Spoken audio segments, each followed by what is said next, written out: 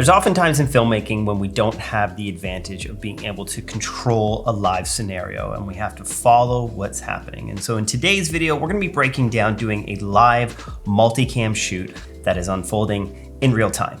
We're not gonna be going over just how to do it properly, but also how to get the best story possible. So first off, here is 3 non-negotiables, and then I'll get into the tech and kind of some of my process. If you're doing a live video shoot, you must have timecode. This is a non-negotiable in my opinion. You should have cameras that take in timecode. In this case of the shoot, we had the FX9 and FX6. What's great now is the FX3 does have the timecode in capability with a special cable. There's also things like a tentacle where you can attach that to most cameras and it can create timecode on an audio channel. But if you do have a bunch of cameras that don't take in timecode, that can't jam sync to each other, then at least do a clap slate, or even better, get a real slate.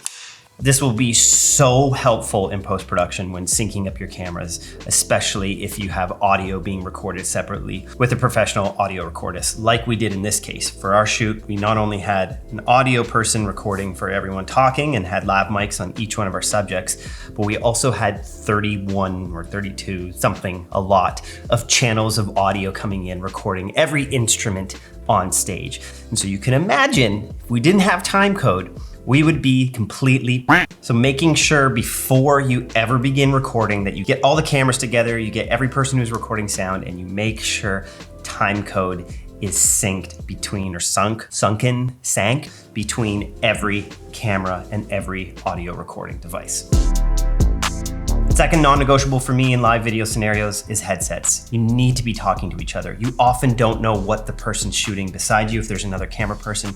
Being able to communicate so you don't have to run up and talk and miss a shot is very crucial. And then lastly, every camera person on your set should have a specific set of goals, a shot list, knowing what they're shooting, what kind of angle they're shooting, this is important, and as well as what story beats or emotions you're looking to capture. In multicam shoots, variety is crucial. And if people are doubling up on the same shot, or they're getting the same moment over and over again, rather than getting a variety of different events happening, then your footage will look the same and your editor will have a difficult time creating something interesting for more than 30 seconds.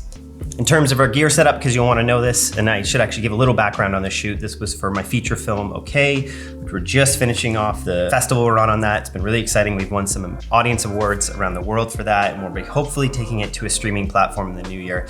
But this event was the last scene in the film, and we needed to film it live because it was truly a live moment happening in these characters' lives. So we had 4 cameras. We had 2 FX6s and 2 FX9s.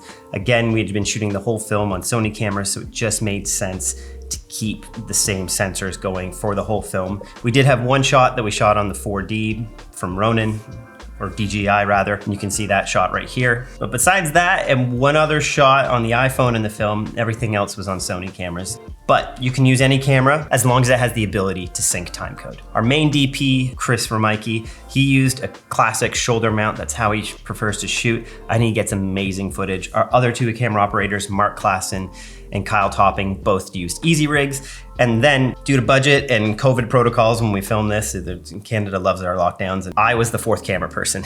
I was up directing the whole shoot and operating an FX9 on a tripod.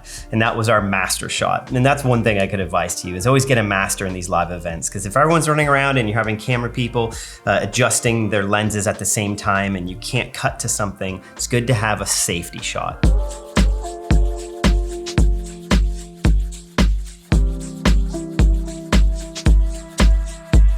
Now, being the director of this film, I knew exactly the story beats I wanted. And although I gave each camera person their own assignment, I still needed to see everything that was happening. So in this case, we had all the cameras sending a wireless signal over a Teradek system to a main monitor that I watched on. Our amazing tech savant, Dan, was the one who was able to set all of this up for us. And we had incredible camera assistants as well. On most of our cameras, we had a small HD monitor like I was using here for the camera on the tripod. And if you want to check out Small HD, they're not sponsoring this, but they're having crazy Black Friday sales. So I'll put some links below. They're the monitor of choice that I use. They're by far my favorite, and I would say the best in the industry. In terms of lenses, we used mostly Sigma primes and a couple zoom lenses. Often when you're stuck in one place as a camera operator, having that ability to zoom is really helpful. Our main camera operator, Chris Romike, well, I should call him the DP because that's really what he is. He did an incredible job on this film.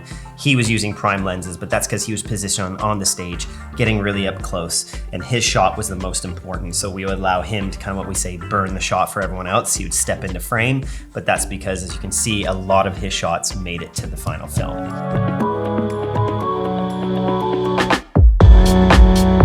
Maybe you're asking, Mark, how do you edit all this footage? Well, you're in luck. This Black Friday, Art of Documentary is releasing a brand new workshop intensive. It's our editing intensive.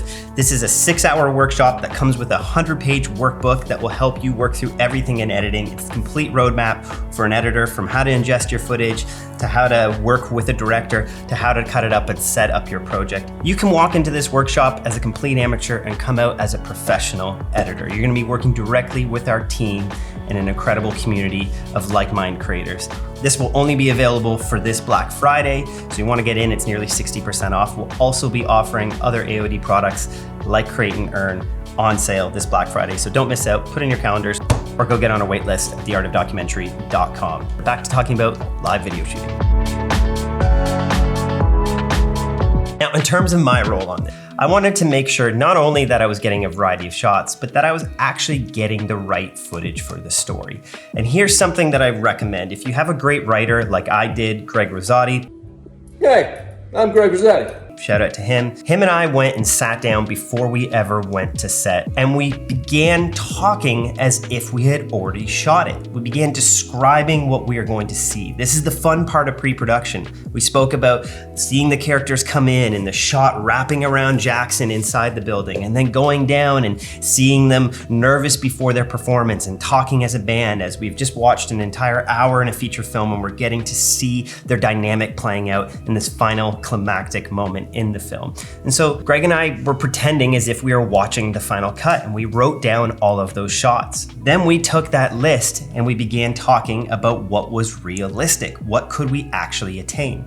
And then from there, this is kind of a general principle that I have as a director. I think good things come in 5s. I used to say 3s, but 3 is a bit too little to kind of break down a whole scene. I think 5 gives you enough and 7 is too many. But anyways, I like breaking down all my shoots into 5 blocks. So I broke this shoot down into 5 sections, and that way I could parse out which cinematographers I wanted to go do those parts of the shoot. And then I had my checklist while we were shooting to make sure that I got all 5 of these moments. And then with each one of those 5 moments, I kind of would have 5 shots. So my 5 moments for this piece was arrivals, pre-show jitters and warm-ups, then the actual performance. And then what I call the reflection. This is a moment where then we had everyone switch over to 60 frames per second, and we shot beautiful slow motion moments of the actual performance so that we could have each member of the film reflect on their experiences, and we put their voice over those sections.